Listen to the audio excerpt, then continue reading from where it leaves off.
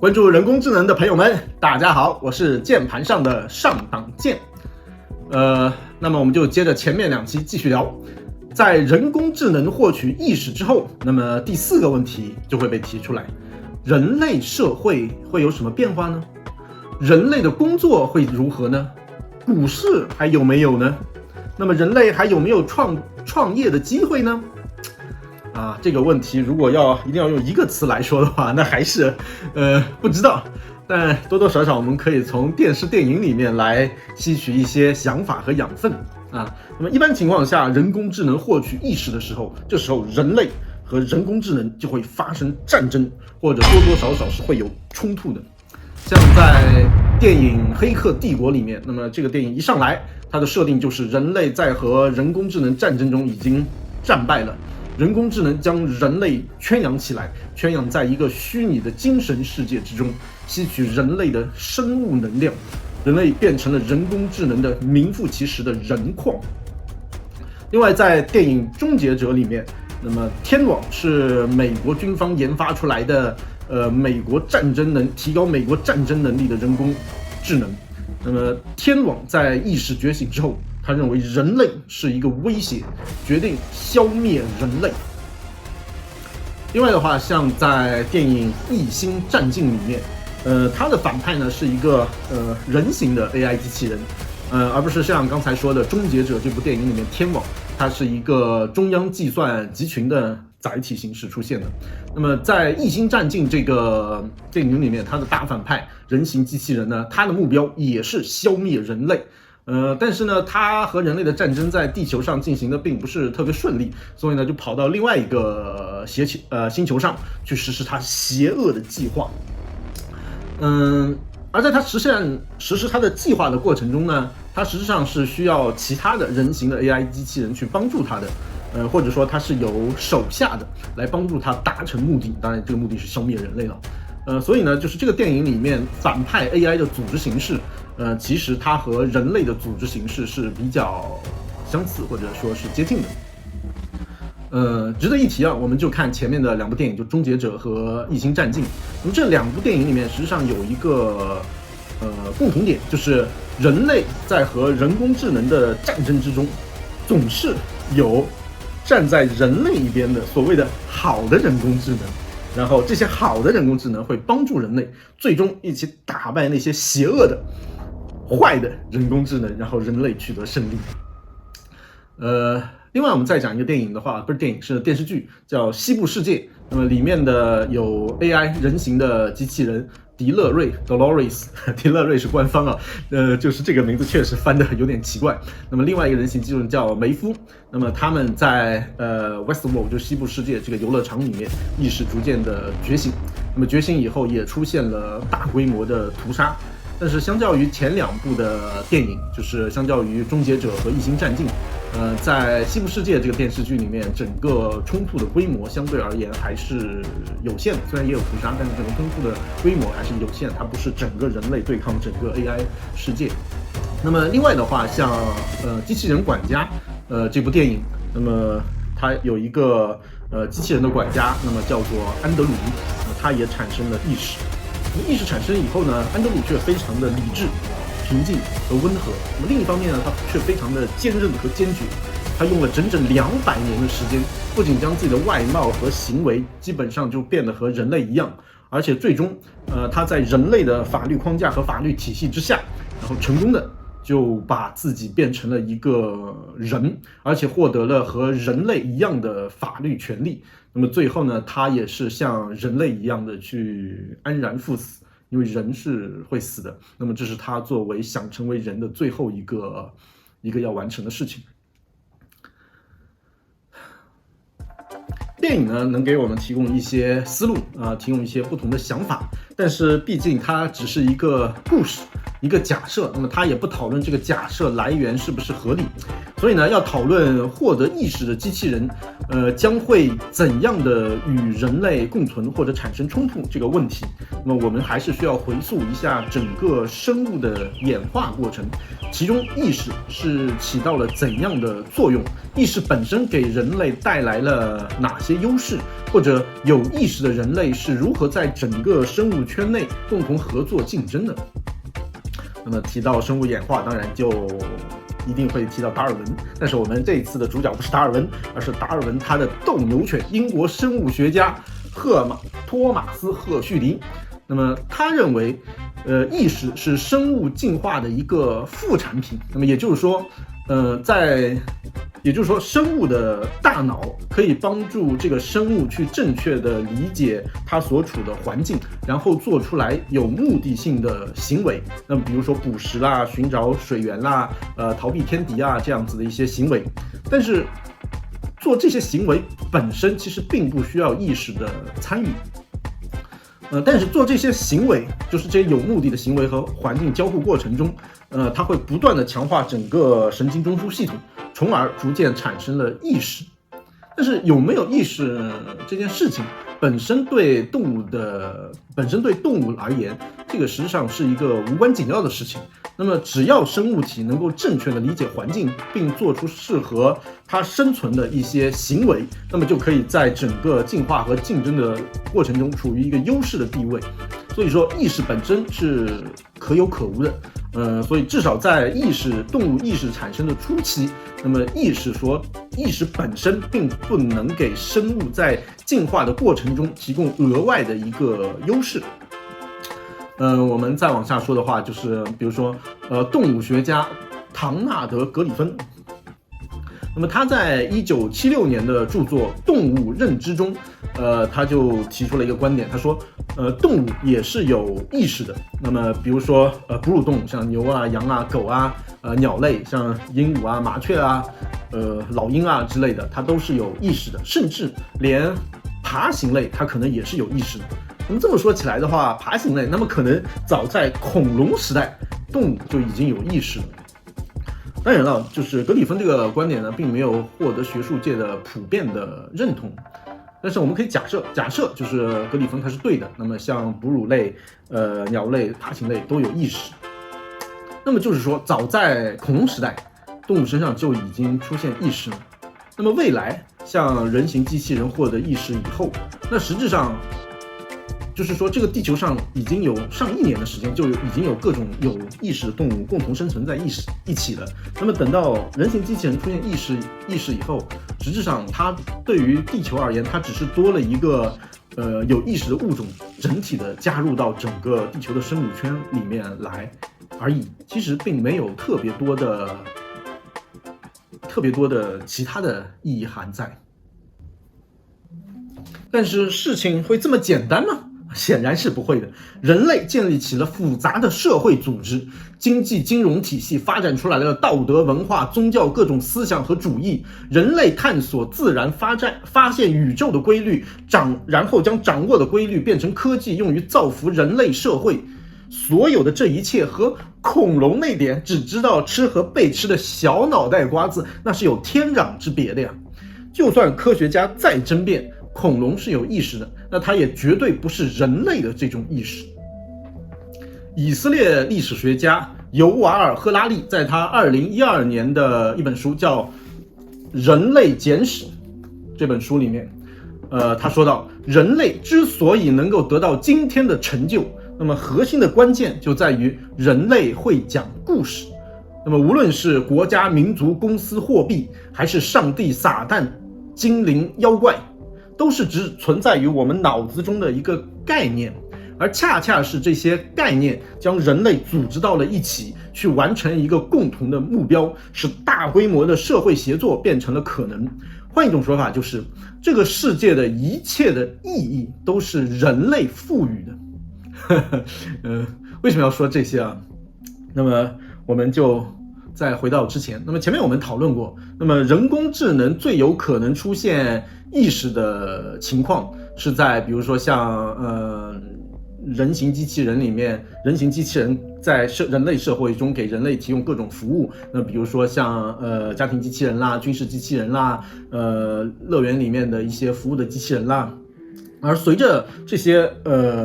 人形机器人的产品与人类在交流，与人类创造的环境中不断的交互，他们就能够日益正确的去通过自己的行为去完成既定的一些目标，那么这些目标也是人类给予的。那么在这个过程中，突然有一天某个机器人的意识它就会出现了，这个其实是和人类整个进化的过程中是比较类似的。所以说呢 ，AI 机器人的意识，它不会是人类设计出来的，或者说不是人类有意设计出来的，而是在产品迭代的过程中突然出现的。那么这就决定了，有了意识的人工智能，它必定是也只能是人类社会科技文化酝酿出来的产物。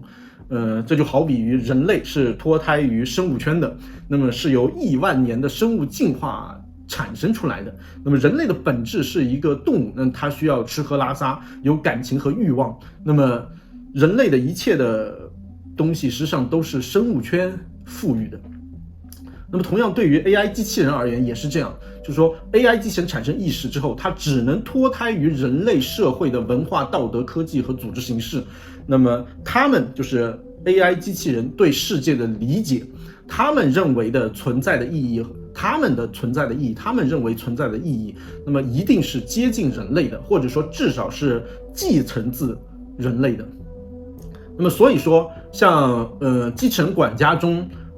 获得意识的 AI 机器人，通过人类社会的法律体系，那么包括媒体，那么逐渐获得和人类一样的法律地位，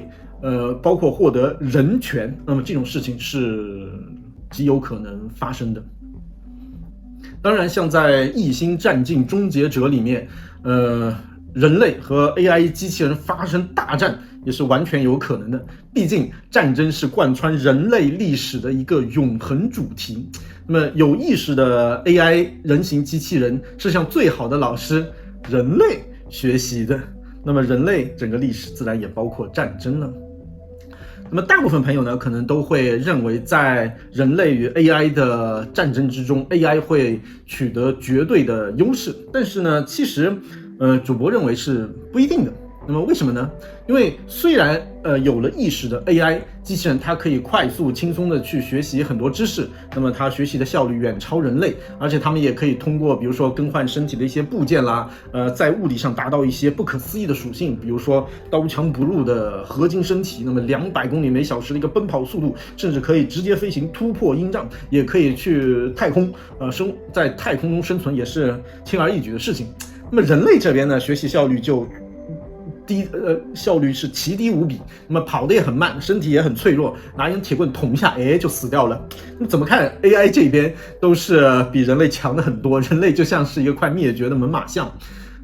但是大家不要忘了，有意识的 AI 机器人，它脱胎于人类社会，他们拥有的一切科技实际上都是人类创造出来的，或者说是由人类和无意识的 AI 共同开发出来的。那么这一块我们在之前第6集人工智能发展的第2个阶段专门讨论过这个问题，那么有兴趣的朋友可以翻回去再看一下。那么所以说呢，从技术上来讲，两边的实力实质上是旗鼓相当的。另外一个方面，既然AI 已经有了意识，那它就有独立的思考能力。那么有了独立的思考能力，他们就可以做出独立的判断。这样就一定会有一些有独立意识的 AI 机器人，它会站在人类的一边。这就好像人类总有一些人类他会同情一些挨揍的机器人一样。所以在人类与 AI 的战争，其实它是旗鼓相当的，也可以看作是人类文明中一切战争的一个延续而已。所以呢，总结一下就是，人类与 AI 的战争可能更加类似于《星球大战》里面的样子，就是电影《星球大战》里面的样子。那双方呢，实际上都是由有智慧生物与 AI 机器人相结合的这样子的一个混合大军，然后相互之间打来打去。除了意识之外，人类还有情绪、感觉、心情、感情等等的复杂的反应。那么像根据马斯洛的需求层次理论，人类的需求呢，它是分成若干层级的。那么这幅图呢，就会显示是一个简化版的5个层级的需求理论。那么底层呢是吃喝拉撒、保暖、休息的需求，那么之上呢是安全的需求，再往上就是友谊、爱情、情感方面的一个需求。那么第4层呢是人渴望声望和成就以及被尊重的一个需求。那么最高层呢就是人类自我实现的一个需求。那么这5个层级的需求是由人类的情绪、感觉、心情等等复杂的一些反应来驱动的。比如你饿了，你就需要吃饭；你的店铺被抢劫了，你就会去报警。那么你也会向议员去抱怨治安不好，你甚至直接投票给另外一个党派。那么同时呢，你也可能会去自发的阅读一些讲述生命奇迹、宇宙奥秘、人类历史的书籍，或者去看一些相关内容的视频。那么这一切的驱动力实际上都是人类内在的、内发的。所以人类这些有复杂的情绪、感觉、心情驱动的需求，它实质上赋予了每一个人类个体的行为的目的。这些需求或者说是欲望，它植根于整个人类的灵魂深处，它驱动着我们的行为去做某一些事情。而这一切的欲望需求都是在人类的亿万年的进化中逐渐获得的。反观 AI 机器人这边，他们是没有经历过与整个生物圈环境共同进化这个时间的，他们只是作为一个产品的迭代，在人类社会中出现的。当他们获得一个意识之后，那么他们的行为目的只能继承自人类社会。那么 AI 机器人它可以非常聪明，也可以了解人类社会的一切知识，掌握一切已有的技术，他们甚至可以生产效率奇高。但是对于一个没有人类、纯粹的由 AI 机器人组成的这么一个社会，那么他们就会丧失做一切事情的目的。就比如说有这么一个社会，全都是由 AI 机器人组成的，那么他们为什么需要更多的 AI 机器人呢？换句话说，就是有意识的 AI 机器人为什么要繁衍？或者说他们去了解宇宙的奥秘、生物的奥秘的时候，对他们的意义是什么？甚至2个有意识的 AI 机器人相互交流，他们为什么要交流？他们可能只简单的把数据传递完以后就好了，那么他们的交流的目的是什么？意义是什么？所以整个 AI 有意识的 AI 机器人，它会没有一个去做事情的一个原生的内在的驱动力。没有了人类，他们的存在和演化的目的是为了什么呢？所以主播认为，即使 AI 获得了意识，也只能造就一个 AI 机器人和人类共同存在的一个社会。AI 机器人它可以获得人权，甚至参加比如说议会选举，那么也可能发生比如说人类混合 AI 机器人、AI 机器人混合人类之间的相互的战争和厮杀。但是历史的演进方向依然是人类社会演进方向的延长线，当然这一块实际上会和 AI 机器人一起，但是没有了人类，单独存在的 AI 机器人它本身就会丧失目的。单纯的 AI 机器人文明，它就会丧失意义。好，让我们回到开篇提出来的一些问题。那么我们用了绝大多数的篇幅，基本上算是回答了开篇的第一个问题：人类社会会有什么变化呢？笔者就主播相信，那将会是一个 AI 与人类共存的社会。那么之前提的第2个问题是，人们的工作会怎么样？主播认为，因为科技和生产力已经极度发达，这时候人们的工作更多的是追求自己的爱好，实现自我价值。但听上去很美好，不过可以肯定的是，虽然人们有更多的选择去做自己喜欢的事情，但是大部分的事情实际上依然是需要把人们包括 AI 组织在一起去完成的。那么只不过需要完成的这些事情比今天它会更加的宏伟，更加的深奥。而且人类社会从来都不是天堂，因为人类的本性它在那里，所以它整个社会依然会有矛盾、有犯罪、有冲突，那么甚至战争也是有可能发生的。前面说过，等到 AI 有了意识以后，它和人类共存，这个之后的历史发展依然会是人类社会发展的一个延长线。人类社会里面总有人喜欢破坏，喜欢凌驾于别人之上，不是吗？那么第三个问题是股市会怎样？还会存在吗？这个问题的话，主播倾向于认为，即使到了 AI 有意识的时代，那么股票市场依然是会存在的，因为资源本身它是永远稀缺的。虽然可能那个时候满足人类基本的需求的生产早都大幅度的提高了，应该也没有什么问题，而且早之前已经在 AI 的加持下，可能生产效率已经非常的高，满足人类的基本需求是没有什么问题的。但是人类自我实现、探索未知领域的欲望，它是永无止境的，而且面对无穷多的可能性和技术路径，资源永远是稀缺的，所以以分配资源为根本功能的股票市场，那么它是有它继续存在的价值的。那么第四个问题是，还有机会创业吗？那么主播认为，随着人类知识的一个范围的更加的扩大，而且探索的领域和探索的机会它就会更多，那么可以生产的各种各类的产品的可能性也就越多，所以这个时候创业的机会它就会更多，甚至是大把大把的增加。那么但是即使到了那个时候，就是未来生产力已经非常高， AI 已经有了意识，即使到了那个时候，创业者依然，但这个创业者不仅仅包括人类，可能也包括有自主意识的 AI。那么创业者依然需要为他的项目去争取资源，那么包括资本上的土地，或者包括人员上的，包括你可能要雇佣有意识的 AI， 对不对？所以像刚才说的，那么机会是会越来越多，但是虽然资源本身生产力增加了，也会越来越多，但是资源永远是有限的，所以创业者依然需要为自己的梦想去努力，去奋斗。